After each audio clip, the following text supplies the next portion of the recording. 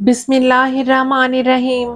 حضرت عائشہ رضی اللہ عنہا سے روایت ہے، وہ کہتی ہیں رسول اللہ صلی اللہ علیہ وآلہ وسلم جوتا پہننے، کنگھی کرنے، حصور طہارت اور اپنے تمام کاموں میں دائیں طرف سے آغاز کرنے کو پسند فرماتے تھے۔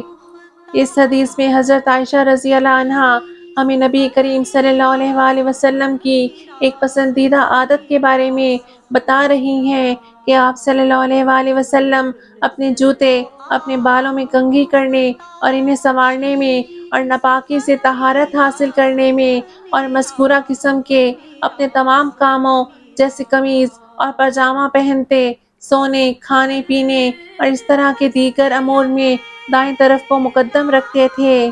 یہ سب کچھ اچھے شگون اور دائیں طرف کو بائیں پر عزت دینے کی قبیل سے ہے۔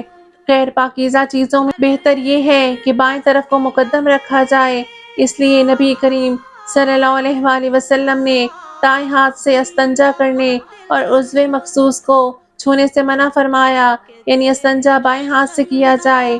رسول کریم صلی اللہ علیہ وآلہ وسلم نے فرمایا، دایاں ہاتھ پاکیزہ اشیاء کے لیے اور ان کے علاوہ دیگر اشیاء کے لیے بایاں ہاتھ ہے۔ نبی کریم صلی اللہ علیہ وآلہ وسلم کی زندگی پر عمل پیرا ہو کر ہم نہ صرف دنیاوی بلکہ اخروی زندگی میں بھی کامیاب ہو سکتے ہیں۔ اللہ پاک ہمیں دین حق پر ثابت رہنے کی توفیق عطا فرمائے۔